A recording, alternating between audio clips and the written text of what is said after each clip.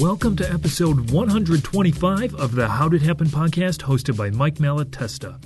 In this episode, Mike welcomes Kris Lovin, the CEO and founder of 101 Exclusive, a premium apparel company that embraces the lifestyle of men who turn their obstacles into opportunities and use challenges to create success. Hi, everybody. Welcome back to the How Did Happen podcast. Today, as you heard in the introduction, I've got Kris Lovin with me. Kris, thank you for joining me today. Yeah, it's a pleasure to be here. So this is the first time Kris and I are meeting, and I got introduced or became aware of him through Tony Watley's podcast, 365 Driven, which I was just a guest on. Well, we recorded, hasn't been released yet, yesterday. And it's a top entrepreneurial podcast, and I'd recommend you check it out, 365 Driven, and subscribe, because Tony's doing some really good work there. And without Tony, I wouldn't be here today with Kris. So Kris, I start every one of my shows with the same question, and that is, how did it happen for you? With a lot of pain, sweat, and tears. That's how it happened. Sounds like a familiar story. Yes. Yeah. So I guess to really understand the process, I gotta go back to like being kids, because I've always been an entrepreneurial kind of person growing up. But anything from selling rubber band balls and rubber band chains to my friends, to selling my lunch, to selling baseball cards in my front yard. Funny story, I was in sixth grade when like Pokemon came out. It was like the big thing when I was young. And I didn't really have interest in collecting the cards, but I knew other people had interest in buying the cards. So I became the unofficial Pokemon card dealer for my middle school back in sixth grade. So I did that. But yeah, so kind of where 101 Exclusive came from, birthing from that entrepreneurial spirit, is pain, sweat, and tears. I was very insecure as a kid. I cared too much about what other people thought, and I believed my value as a person was based on what those other people thought, and that progressed forward into marrying the first person who really cared and loved me in a romantic way, and that turned into a toxic, bad marriage, and a whole bunch of things that happened there. I developed addictions to pornography. I developed really bad habits. I made some really big mistakes, and ultimately ended up in divorce. And during that time, I was pretty much suicidal. There were a few times where I almost took my life. The only thing that stopped me was fear, and this thing where I knew my kids. I didn't want my kids to have a dad who committed suicide. I didn't want that burden to be on them, even though I believed they'd be better off if I wasn't around. But I knew the damage that would do to them, and I couldn't do that to them. So there's that. And then, the eventual divorce, my wife walked out on me and the boys. I ended up being a single dad to these two little guys. Total studs they are. They're amazing. And so from there, that divorce was actually the catalyst for me defining what my purpose is in life, which is helping men gain the tools they need to be successful, to overcome, fear, doubt, self-hatred, insecurity, and addiction, and to be able to use those tools to set and achieve the goals that they have in their life. Because you guys don't know this, like when Mike and I were talking just before we started, we kind of touched on how there are a lot of people who have goals and dreams and they just die. They never pursue those because of how overwhelming it is. They don't know how to. They don't have the tools to pursue their goals and ambitions. And even now, if you are an entrepreneur, you may be stuck because you don't know how to progress. So my mission in life is to help men gain the tools they need to, not just apply it to professional success, but to personal success and self-love. So that is the root of where 101 came from. Okay. And how, so you talked about being insecure as a kid, and it sort of made its way all the way into adulthood, I suppose, with your ex-wife. how did being insecure manifest itself as a kid? Because you sort of painted this picture of being entrepreneurial and, being the card dealer and these other things. And that sounds to me like someone who's at least outwardly not insecure, maybe. Right. And I asked because as you were talking about it, it was resonating with me. I have better now, but I seem to always have anxiety, but it wasn't outward anxiety. Like no one would know that I was anxious, but which I think is a sign of insecurity, right? I'm sort of not worthy, or I'm judging myself against other people. And I'm just curious how it manifested itself for you, Kris. I was very aware of what other people thought of me. So I learned what people liked. And one of my greatest strengths is connecting with people. So I have a gift for reading people and kind of understanding what they're thinking without them having to say it. That's what made me successful in sales and makes it so I'm really good at building relationships very rapidly with people. Like it's interesting because now that I'm single, I've been going on like dates with, various women. Like I can guarantee like within the first 30 minutes of our conversation, we'll talk about super deep topics that these ladies like, I've never told anyone this and I don't intend for it to happen. It's just a gift of mine, right? So knowing how to like connect with people and how to get people to like you is a skill of mine. And that's how it appeared that I was super confident, even though inside I was quietly like, what is everyone thinking? I want them to like me. I want them to like me. And so they kind of fed each other. Like I was good at it. And so no one ever knew, but that was my tool for gaining the validation that I wanted. Okay. Hopefully that makes sense. Yeah. Thank you for the clarification on that. And these sort of entrepreneurial leanings that you had as a kid, it seemed like when I was looking through your bio that you kind of took at least partially, maybe you were doing stuff on the side all the time, but you sort of took I don't want to call it a corporate approach, but an employed approach, Mm-hmm. and which I did too right out of college. So I'm curious about what went into your. Am I right about that, first of all? And if so, what went into the decision making on that for you? Yes and no. So my first major position, other than like being in fast food, I was a manager at a fast food place for like a year and a half. But I got into sales, started as a salesperson for vector marketing, and it was an independent contractor position. So basically I worked for myself. I set my own schedule. I did my own calls. No one was telling me how much I had to work. My paycheck was my own choice based off of my work ethic, right? So I got started there, and then I quickly was promoted to being a manager. So I became an assistant manager for the sales office and got into their management training company. And the way vector marketing works, if you're familiar with Cutco Cutlery, is it's amazing. I love the product. It's an amazing product. They're a great company. But they take their sales reps and they promote them to be the managers of their organization. They don't bring people in from outside. It's all, grown from within, at least at that level. So when you become an office manager, they give you a territory, and it's almost like a franchise, but a little tighter. Like you don't actually own the organization, but you run it like you own it. So you hire all your own staff, you pick your own location, you do all of your own advertising and marketing. They have resources too that they help you with, but you put in your own money that you invest to get everything started. And they have savings programs that they help you with. So it's very entrepreneurial without being fully committed into running your own thing. So that was a great experience for me. Lots of support, lots of coaching and training. Actually, vector marketing is the reason that I have such a strong personal growth mindset, is they help me develop that foundation and love for books and self-analysis and setting goals and reverse engineering goals and figuring out how to get from where I am to where I want to be. So without them, I definitely wouldn't be here.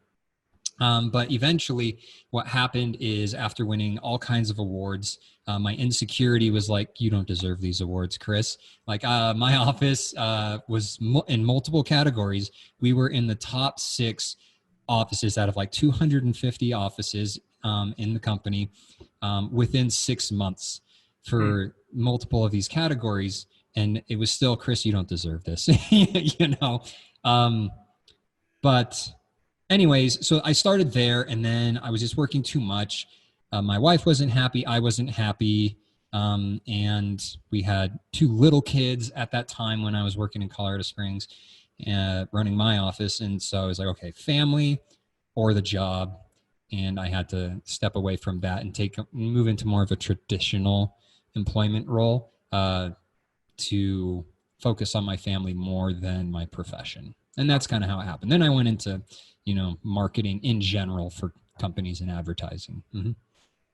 I, as you were talking, I was thinking we just bought steak knives, Cutco steak knives, from a neighbor kid who called up and was like, "Oh, I'm selling Cutco for during my college summer, extended summer, I guess this year." Yeah. And I've heard lots of stories about. I mean, giftology started with a Cutco person. There's like lots of it's like maybe like the IBM training grant. What IBM was at one time for salespeople, Cutco has maybe become that. Were you? Yeah. How For the old were you people, when you? How old were you when you started that? I was 22 when I started with Cutco. Yeah. Okay. And you talked about your addiction and that leading to, I don't know, you didn't actually say it led to your divorce and stuff, but um, the feelings of not worthy and all that. I'm just curious if you're willing to talk about it, just how you got to the point where you need, well, a rapid change happened in your life, I guess. Yeah.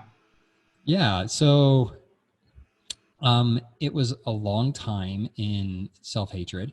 And again, the problem was with my insecurity is I based my value on what my wife thought. And as it turned out, nothing I could ever do would ever make her happy. And that's important to remember, is that you cannot make someone happy. Like, you can do things and be a good person and kind of be a positive influence. But it's ultimately their choice how they're going to feel, right? That doesn't mean that you can treat people like garbage. You need to be a good person and be a good husband or father or whatever, but you can't force people to be happy. That's their choice. And I was taking full ownership of her happiness, which I couldn't do anything about. Nothing worked. And so anyways, that situation is, well, I was in that for a long time. And for anyone who's been trapped in an addiction or something that was just completely tearing them apart, you feel trapped, you feel tortured. Like, that's how I describe it. It was just complete torture, because I loved my wife, absolutely loved her. I wanted to be with her for the rest of my life. But I was totally unhappy and I wanted to get as far away from her as I possibly could, so I was investing in my company and working as hard as I could on that, but still wanting to be with her. It was just this whole conflict. And I was in that state for a long, long time. And then I can't explain exactly what happened, but there was a moment where I just kind of had little experiences over the course of like 2 weeks, where it's like, hey, Kris, there's hope. Hey, Kris, you have value. Hey, Kris, you're a good person. And I started seeing all of the good things about me rather than blaming myself and saying I'm not good enough because my wife is angry all the time. And I started really just learning to see the good in me. And I had this complete turnaround in the course of 2 weeks, where it just switched, and I can't explain. There wasn't like a catalyst or a specific moment. It was just a series of events that happened at the right time, and I suddenly was like, frick, I can get out of this addiction. I can build a life of purpose and achieve my goals. I'm not worthless. And I just started loving myself, and I had this huge breakthrough. And then 2 months later, my wife walks out. It's like, hey, I'm glad you're doing great. I'm glad the addiction's not a problem anymore. I'm glad you're being a great husband and father, but nope, I'm out. And so that's what happened. And so the thing is, I'm super grateful that it happened that way, because if I hadn't had that breakthrough 2 months before she left, if I was still in that spot, I would have killed myself. Like I would have lost everything that had any meaning to me. So I wouldn't be here if it had happened, if she had left, 2 months earlier. So to answer your question, yeah, there wasn't like a specific moment, but it was like a series of events where I just started, I had hope. I found things, and I found out that I have value. So that's really what happened. And you were doing that, you were talking to yourself about those things that got you thinking, I am worthy, I am okay, I deserve to be happy, and those kinds of things. And because that's it seems like a hard thing if you're going down that road, because I've been on that road, and the most optimistic person, which I consider myself to be more optimistic than most, it can still be kind of hard when you feel like everything is, against you, to tell yourself. And maybe, I can see someone else saying, oh, hey, Mike, it's okay, man. Look at what you've done, or look at what, all the impact you've had on other people. And, maybe that tripped something, but just to come up with it on my own, I think would have been a challenge. Honestly, I think it was just the grace of God. Like, I'm a very religious person, and I had prayed and prayed and prayed and prayed and prayed. Like and I felt like the heavens were just silent. Like I didn't feel like there was any help or support at all through the whole thing. And then I just started, I really think it was just little impressions of God saying, hey, Kris, like he knew what was coming. And I think it was just waiting for the right time. Like when I talk about like the timing of God's like timetable, I call him the ultimate Frogger master, because he can see everything that's coming, and then he's just waiting for everything to line up just right at the right time, and then it's go time, and then you move, and then everything just clears. Like I'm sure everyone can see times where things weren't working out, and then suddenly it was perfect, and the lanes were clear, and you're able to make major progress in a short period of time.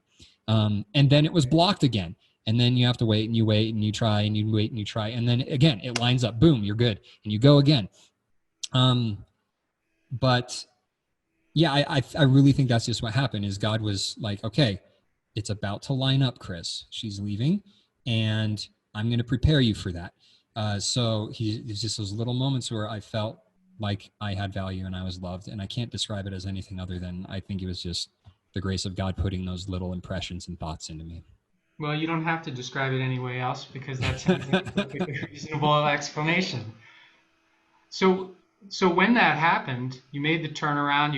You were probably expecting that she would be like, oh, I love the new, this is great. I love the new Kris, and that didn't work out. Had you started 101 at that point, or that came afterwards? Okay, so help me understand the transition, that then you have this remarkable transition, then your relationship goes away unexpectedly, and then you have your kids that you have to think about, and all of that. How did the transition, or transformation, I guess I would call it, come to be?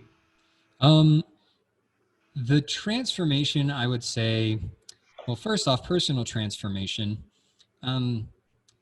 The main thing that I changed was my addiction and my perspective of myself, because I looking back, I was a freaking good dad. I was a freaking good husband.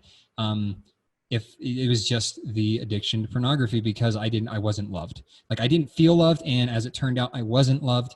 So I turn to something else to fill that hole. And that's, that's not justification, just so you know. I'm not that anyone listening, that's not justifying. Your actions aren't justified by other people. No matter what anyone does to you, that does not give you an excuse to do the things you do. You need to own your choices because they're your choices. You don't choose what happens to you, but you can choose how you react. So don't blame other people for your own freaking choices. Don't be a victim. So that's not an excuse, but that was the hole I was trying to fill with the addiction. So the divorce was extremely painful, but it was the ignition, the catalyst for the fire of, I'm going to do something with my life. I don't have anything holding me down or holding me back. And with that new transformation of perspective on myself and what I'm capable of, all these goals, dormant goals, things I'd wanted to accomplish came right back to life. And so I started thinking about the kind of lifestyle that I want to provide for my kids, and what I actually want to do with my time. And I knew that I didn't want to stay working in a company. I knew that the lifestyle I wanted was one where I could go anywhere, be anywhere at any time, 100% master of my life and my schedule. And so I started reverse engineering those goals. So I said, this is where I want to be in, 5-10 years. What can I do? What is going to get me to that lifestyle? And I think this is a mistake that a lot of people make. They hate their job, and so they quit and do the thing that they know how to do, which is they make another job working for themselves. But it's still a job. You're just your own boss. You're working 60 hours a week for yourself rather than working 40 hours a week for someone else. Yeah. So if that's all you want and you're cool with that and you just hate answering to someone else, then fine, that's great. Do that. But if you want something like time freedom or a specific income or a house in a specific location, if you want to have time with your family, don't take a job that's going to, don't create a business that's going to require you to be traveling, 75% of the time. You need to think about what you actually want and then find a path there. So walk it backwards and start asking yourself, what can I do today that will help me build that lifestyle for tomorrow? So for me, I started Googling, what are some great at-home businesses that I can do that can be either fully automated or mostly automated? And then it came up to t-shirts. I heard it on a podcast. Someone was like, oh yeah, you can start a business on Shopify or Teespring and just sell t-shirts, just design it and then market it. And they do all the fulfillment. Easy. I'm like, that sounds pretty good. I like designing things. That's a strength of mine. So I started doing that. But it didn't give me purpose. Like I wasn't happy doing it. So I started another company called Cage Breakers. And that was basically taking what I had learned from my experience of changing my perspective and sharing that with other people. And so basically the idea was, if you think about like what a cage would look like, 2-dimensional cage, black and white, 2 dimensions. You got the bar across the top, bar across the bottom, and then little bars in between, right? It's a cage. But think about this in your mind. Turn that cage sideways, so now it's vertical.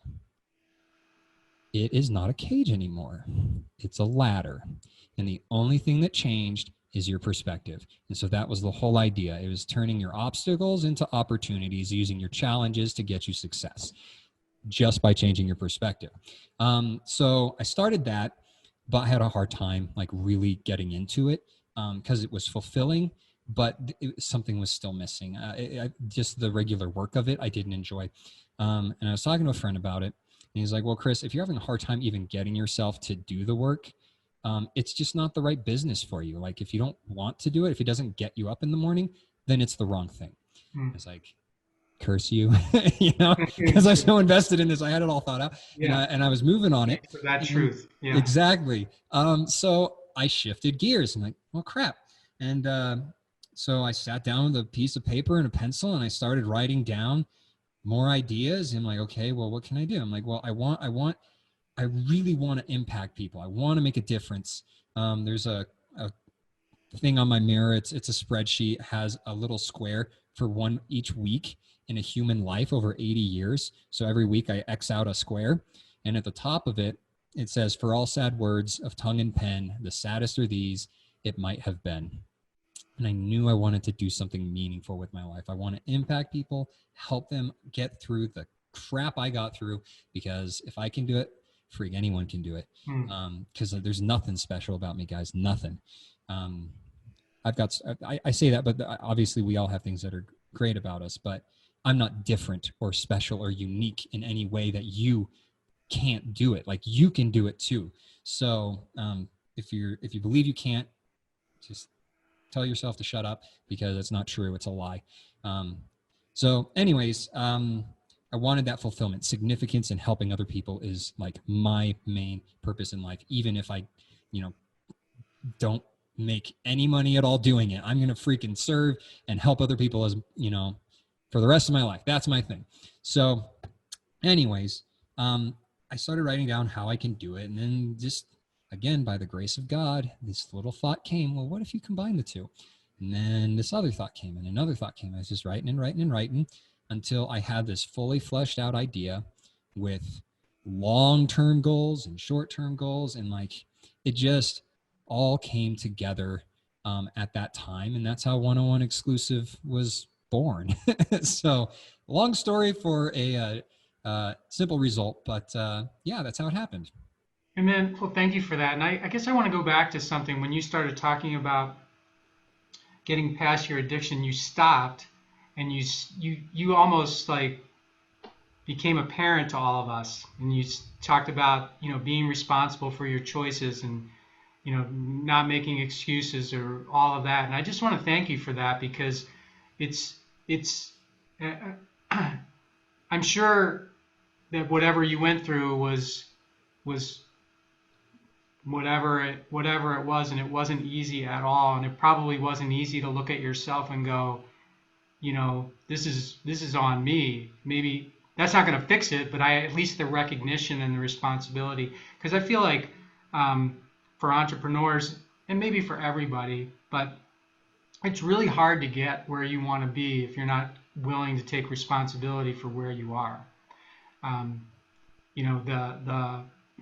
That's a good thing about being an entrepreneur, is you're 100% responsible. And once you're 100% responsible for something, it really kind of focuses you on what has to happen in order for you to be happy, because that's the price of having that responsibility. You mentioned, if you go just open your own company so that you can say you work for yourself, and you're working 60 hours a week, and you've basically created a job for yourself, right?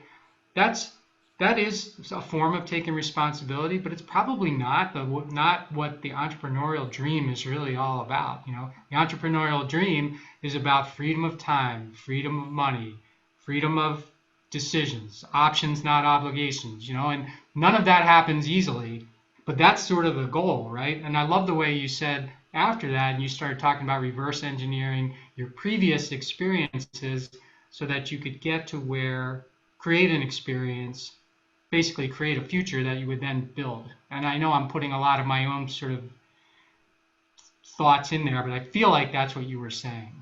Absolutely. It definitely was.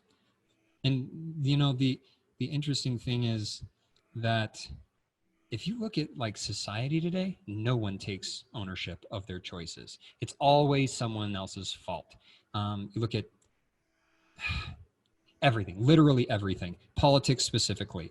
Everything is everyone else's fault. I'm perfect. And it's actually, if you look at human psychology, that's how we're like engineered. Being wrong is a threat. It's not a good thing. Yeah. In, the prehistoric mind, you need to be right. And so we have this thing called confirmation bias. And if you haven't heard of confirmation bias, basically what it means is that after you make your mind up about something, you will only see the things that you believe, right? So one of the things I used to do with my sales reps is I would tell everyone, I'm like, okay, guys, and you guys can do this at home or in the car, but don't do the closing your eyes part. Okay. So, cause you're going to look around, I'm going to ask you to look for something, and then I'm going to ask you to close your eyes. So try to memorize everything you see. So look for everything in your room that is blue. So everything that's blue, blue, blue, blue, blue, blue. Look on your table, look at what's in front of you, look what's behind you, on your shelves, everything blue. Okay. You need to count as many as you can. Okay. Now close your eyes. Now what you do is I want you to tell me everything in your room that is green. And it's very, hard to remember anything that's green because you're focused on the blue. And that's confirmation bias. It's what we do. We will find what we are looking for.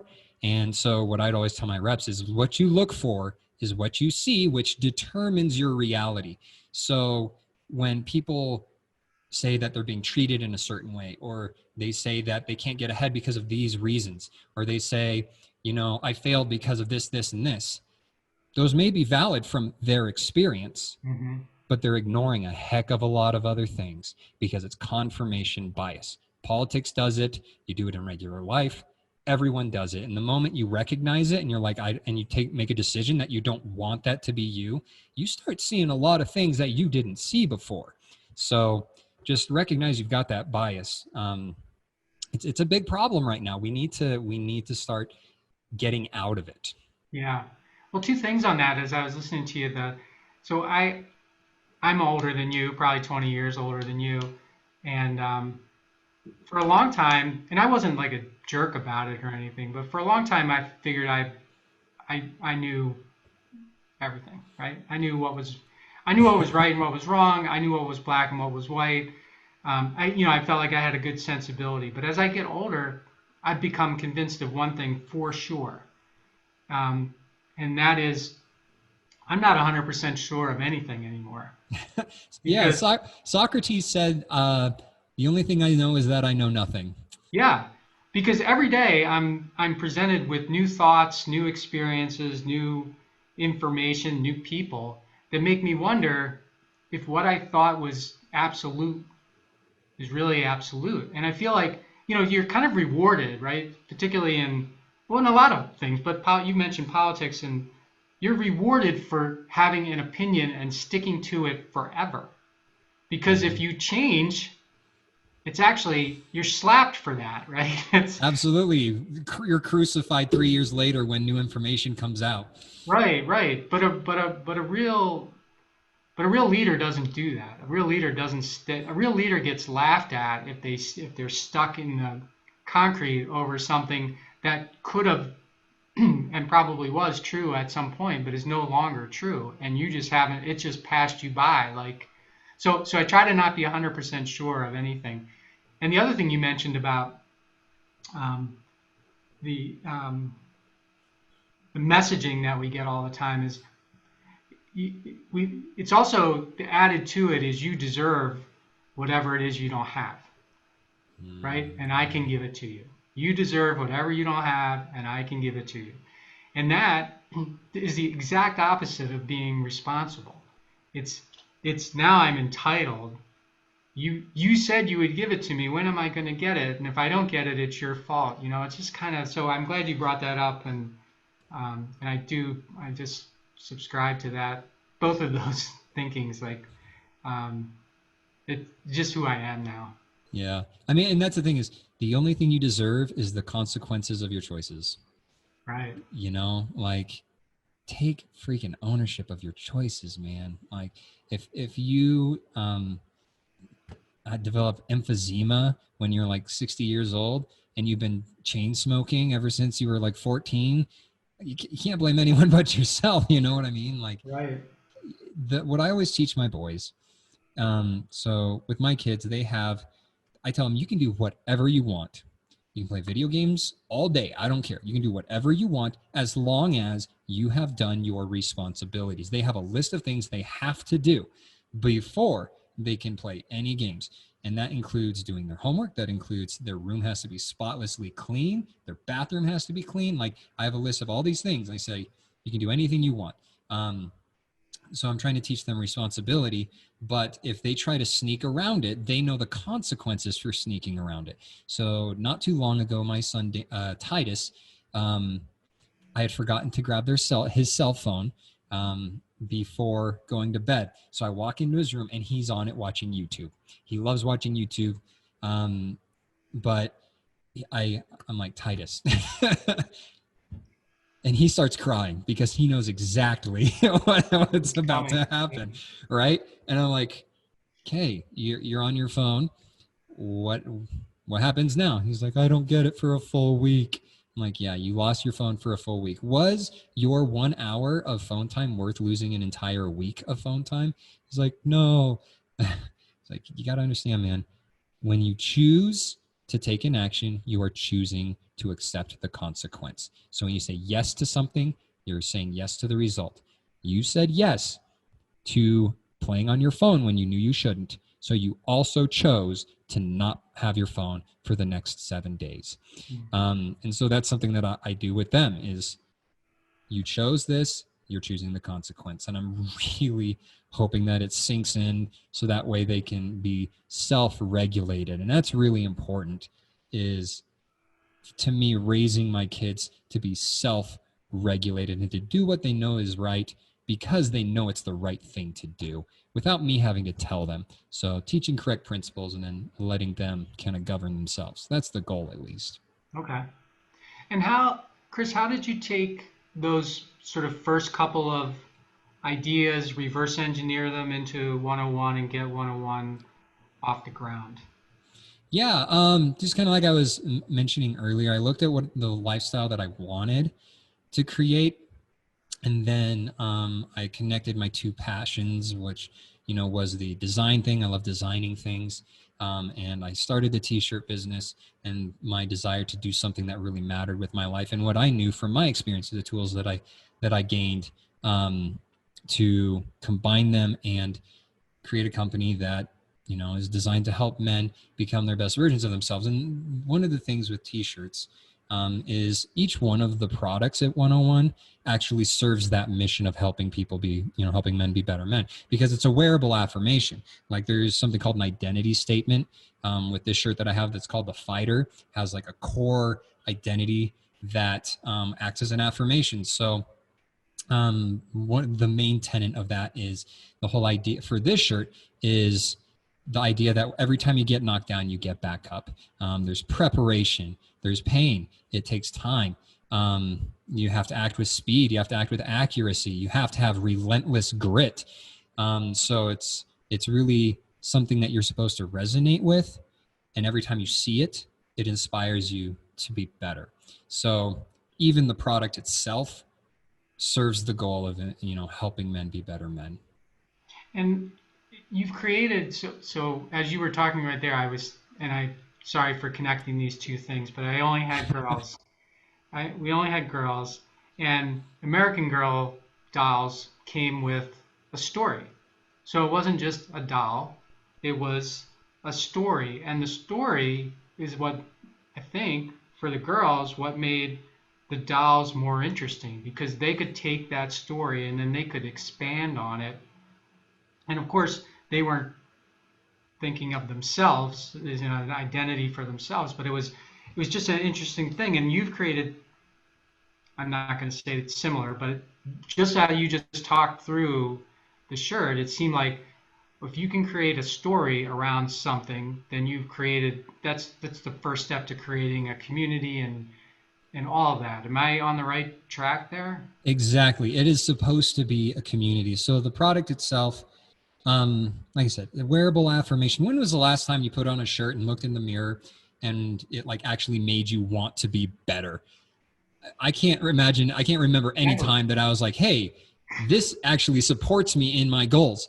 Like I remember putting on a suit and looking in the mirror and be like, that is a freaking sharp suit. And it makes you feel good. Like clothing has this strange psychological effect on the person. And they've actually done studies on this, that when you're wearing certain clothes, you act a certain way. But yeah, so I wanted to use that psychology to help and support men. But yeah, like you were saying with the dolls and creating a community, this is a community. It's about helping men come out of the darkness. It's interesting because the more I share my story, the more I have people talk to me about their stories and even tell me things that they've never told anyone else. Because when you shed light on your own dark spots, it gives other people permission to do the same. So I'm really striving to create a community of men who can support each other, because I can only share my story and the tools and things that I've learned, and everyone is different. My story and my tools aren't always going to help everyone else. You know, So right now I'm kind of focused on collecting stories and creating that community where, someone who struggles with an addiction to meth, that's going to be different than a pornography addiction. Someone who had alcoholism or codependency or any of these other trials, it's related. They're all related, and there's definitely common threads, but it's a lot easier to hear from someone who came out and shared their story that was the same trial as you, as opposed to someone who had a similar trial, because there are those little differences. So I am collecting those stories, featuring those stories, so that way that the men in the community can help each other. Because there's one thing, who was it?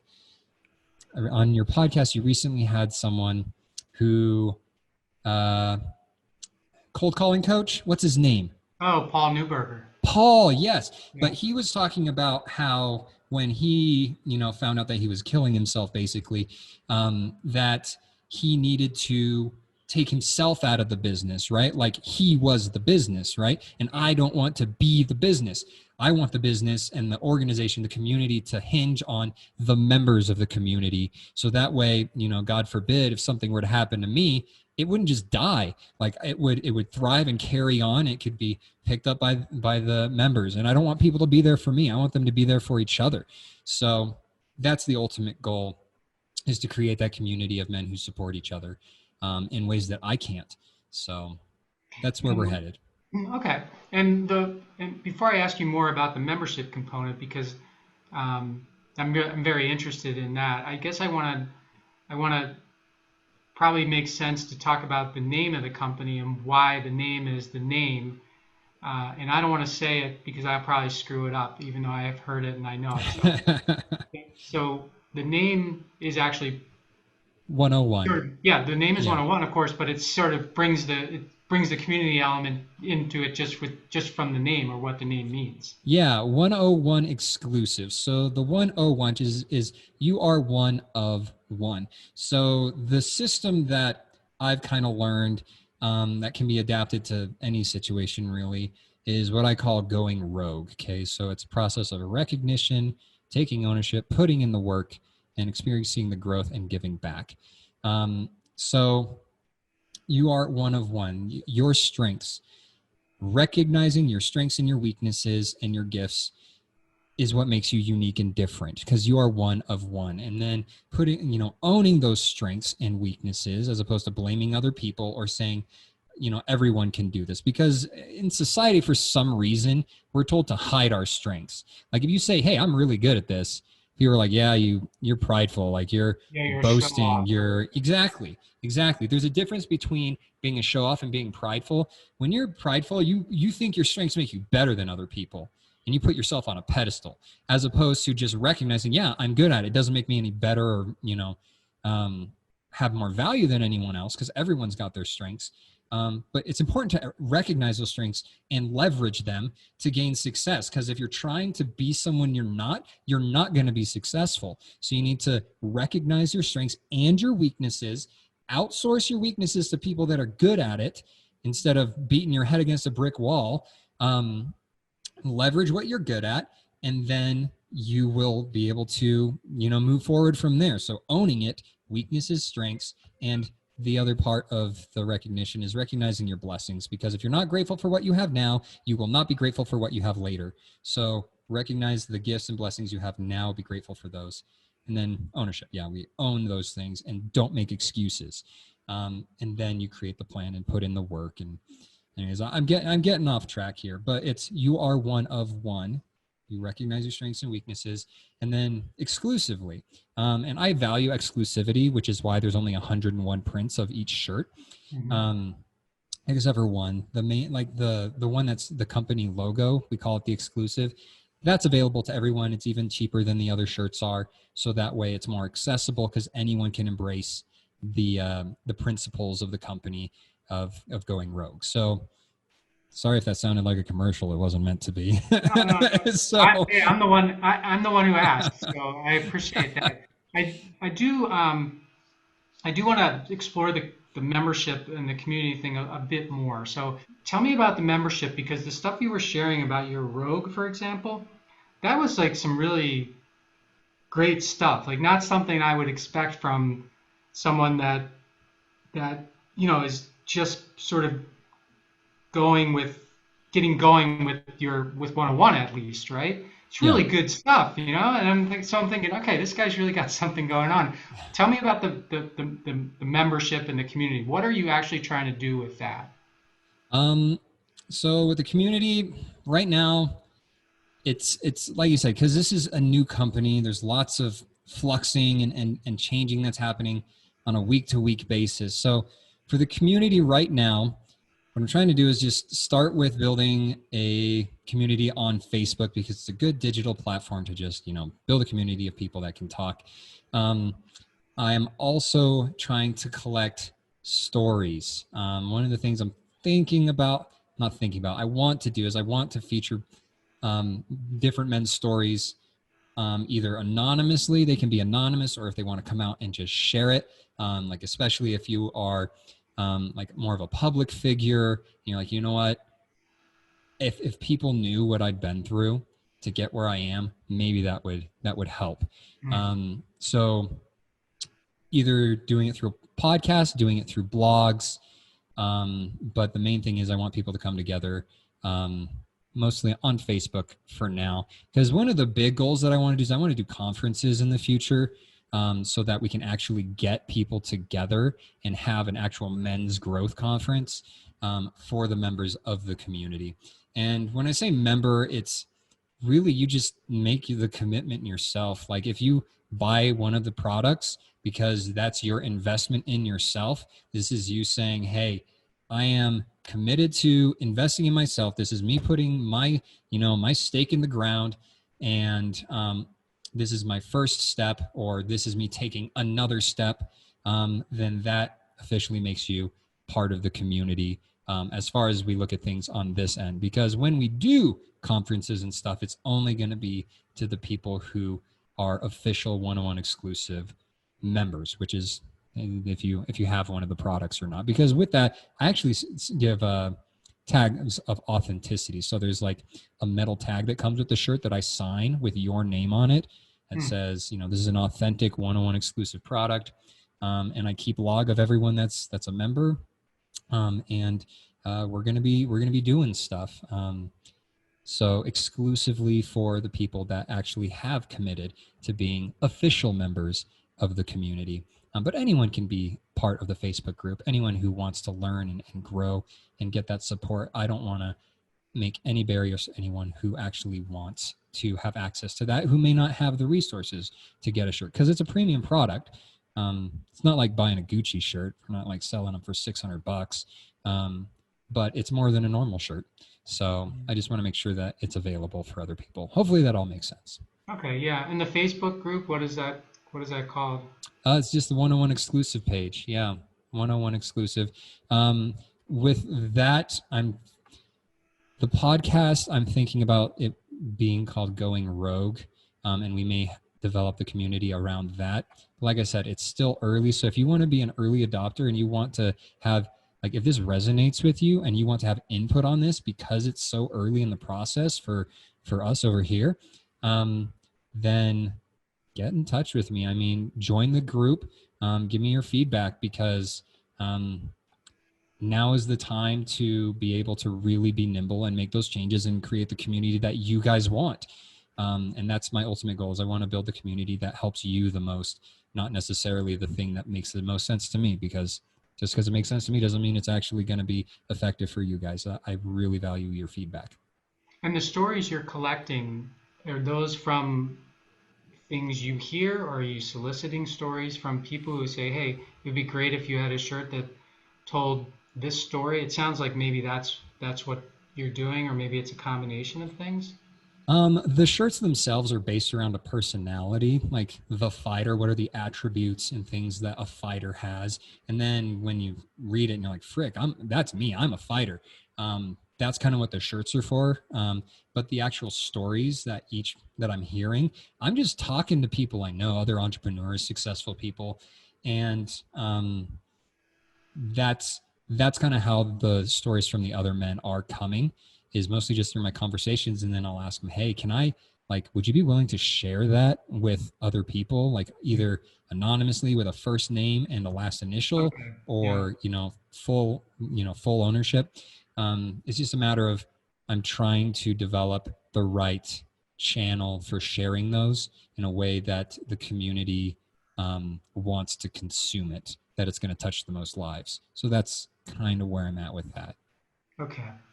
And I'd like to, if you don't mind, and well, if you do mind, just let me know. But I'm kind of curious how your life changed, and it sounds like it may have changed for the better, going from, being married with your kids to being divorced, but and the sole having your kids. It sounds like all the time, Yeah.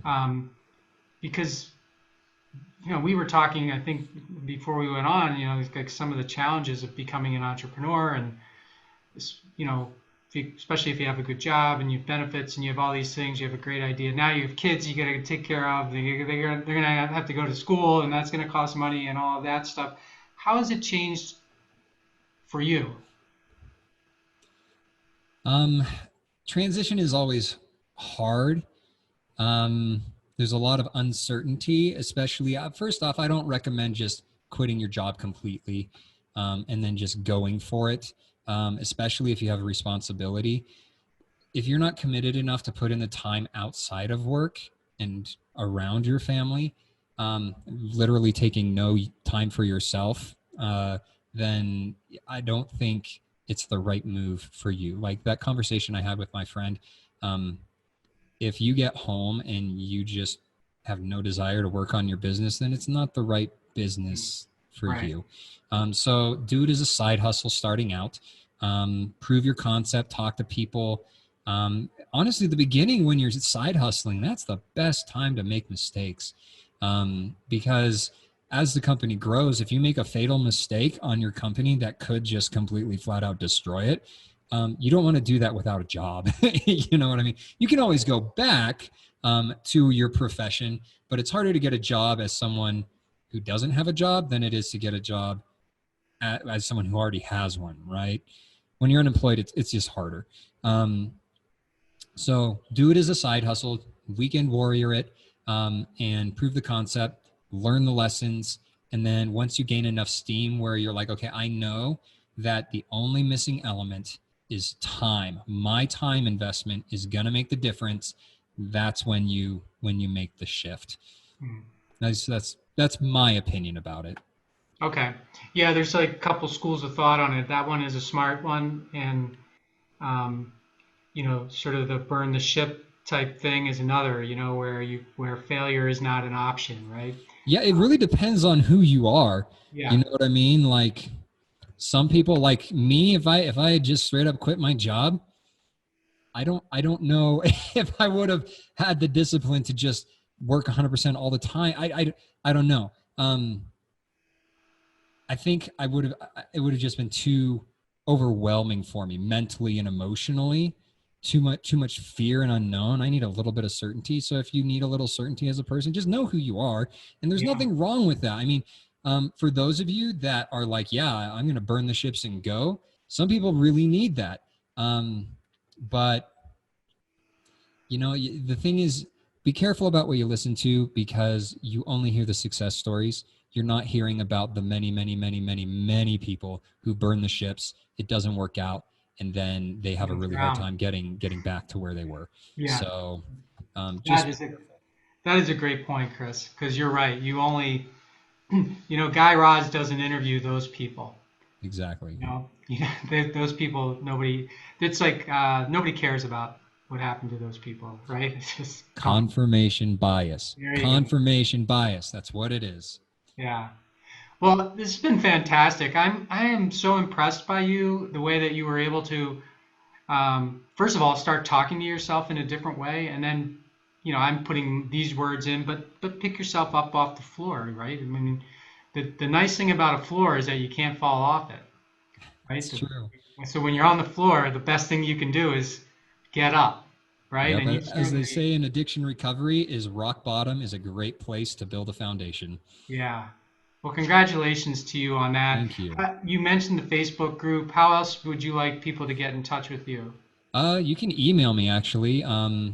Something that you should know is if you're like me, you've heard other people say, yeah, get in touch with me on Instagram and get me here. And then if you reach out to them, they never respond. I think that is the most disingenuous load of crap ever. Yeah, that's horrible.